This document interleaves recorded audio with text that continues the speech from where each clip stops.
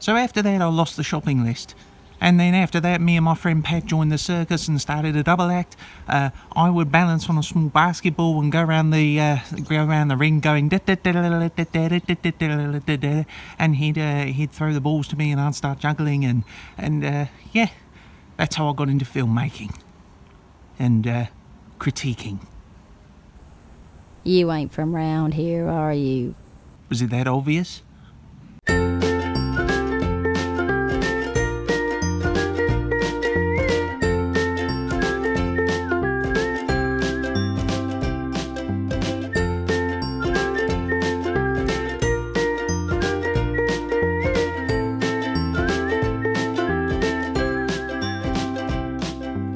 G'day little nippers and welcome to the show. What happened to westerns? 2 words. Sputnik. Once the astronauts went up, children only wanted to play with space toys. Joking aside, that actually might be a pretty accurate reason why. Western films and other kids shows geared around this genre were at the height of their popularity during the early 50s and 60s. So yeah, once more and more efforts and investments were made into the space race and travel and exploration of the final frontier, that wouldn't actually be a bad guess as to the reason of the popularity of the Western's decline. Of course, Westerns were pretty overdone by that point too. What do I mean by that? Well, it was to a point where many common tropes that were used in a kind of a unique way in those days are just used today as comic satire in pop culture. I mean, I've lost count of the amount of times I've heard the good, the bad and the ugly theme to show off comical showdowns. I know you. It's the bad kitty. Now, that's not to say that westerns aren't well received. Heck, even new ones made today go down really well. For the most part. But, Rango... I mean, was that really the way to go?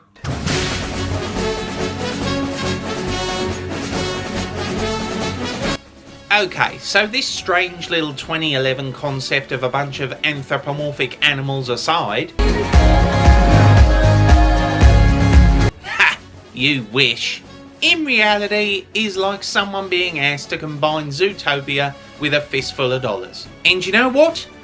Bizarrely, it works.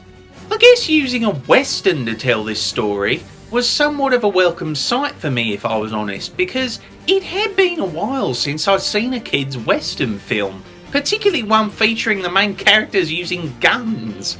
At first, I really wasn't expecting much from this. I mean, Johnny Depp as a chameleon, that is just asking for trouble. But, as I watched more and more of it, the smile on my face grew and grew as the film had a truly unique appeal that I had never seen before now. Think about it. Up till now, even today, most of the kids' films that show animated animals have a pretty standard colour palette. From Zootopia to Sing, all of the character designs and backgrounds are bright and colourful and pleasing to the eyes of children. This acts as many things. For one, it's to appeal to merchandising and selling of kid-friendly toys and other merchandise. And 2, it's to draw in people to buy the DVD and to see it in the cinemas, like bees to a brightly coloured flower. Whereas in Rango, look at how the animators darken everything and how every surface looks dusty and worn. Look at how each uniquely designed character moves and has a kind of almost Tim Burton macabre design. A design that, far from the friendly and cute designs of Zootopia, are brutally realistic and really unapologetic with their lack of symmetry, and I think it looks downright fantastic. Also, this film, far more than any other kids animated film I've seen, gives a lot more effort into the background characters. It would be so easy for a film like Zootopia or Sing to just do a bog standard koala or bear in the background. But in this one, Each different one seems to have their own unique backstory, and some serious thought seems to have gone into each one, from their voice to their animal design, which to me is extremely refreshing as it shows that real effort went into this. And I mean, come on, you gotta love the adult humour in this film. I found a human spinal column in my fecal matter once.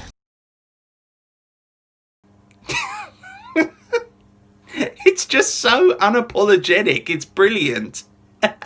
Thus, this brings me on to the best part of the movie. Rattlesnake Jake.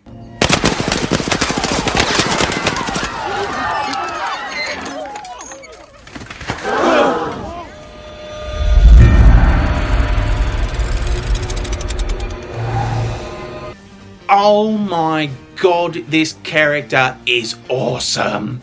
He is perhaps one of the best designed animated characters I have ever seen in a kids movie.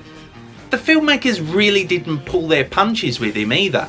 He was genuinely threatening and genuinely evil, because he liked to be evil, and that always adds to a villain when they don't have a clear motivation. It adds a kind of unique mystique about them. But the filmmakers really did this in the right way, so yeah, Rattlesnake Jake, the best part of the movie.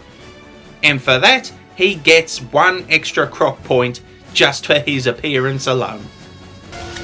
I tip my hat to one legend to another. But to be fair, even the character of Rango himself, who I expected to hate from start to finish throughout this film, and yes, while he does have his annoying and extremely convenient Jar Jar moments in this, making him a chameleon that seems unable to blend in was actually quite a clever idea now I think about it. His whole journey throughout this story was to find a place where he had a purpose, and the clever thing about him not being able to blend in simply added to that.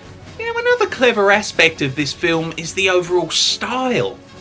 None of the surreal trip-out moments seem out of place, and seem to fit perfectly in with the progression and exploration of the main character perfectly, whilst at the same time adding to the already unique ambience and vision of the director. Sadly, however, this film is not without faults. Asking Johnny Depp to voice the main character is really distracting, and considering how versatile Depp's acting and voice ability can be, they really couldn't get anyone else.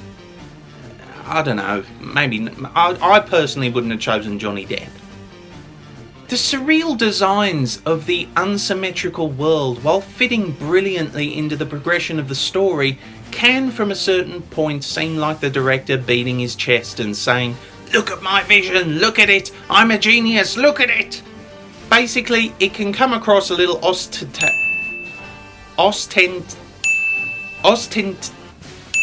ostentatious at times.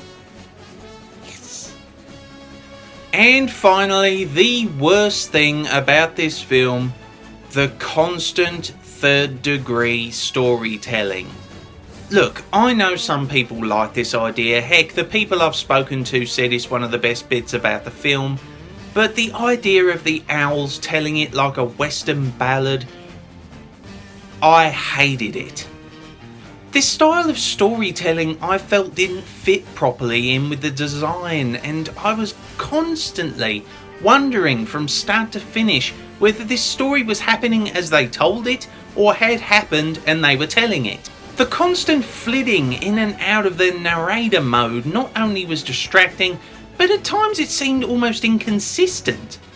The filmmakers clearly wanted both to satirise and embrace the Western genre whilst adding to the childish tone, but the way the owls interacted with it, I really feel didn't work as well, and it just felt a little lazy.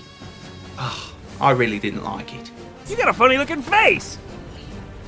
Overall though, this film was a truly unique and different experience for me. From the overlay of the colours and the personalised characters to their funny use of adult comedy to appeal to older viewers, to the way they present the action scenes and the immersive way they use the cinematography to engage the viewer's attention during the firefights and other scenes of action. This is one kids' western I would really recommend for all audiences of all ages who are deep fans of the West. I score this film an extremely well-deserved 8 out of 10 Croc points. An immersive escape into a Western Zootopia themed story and unique characters that I have yet to see topped. Take care, little nippers. Be sure to like, subscribe, follow me on Twitter, and, if you can, support me on Patreon. See you in a while, crocodiles!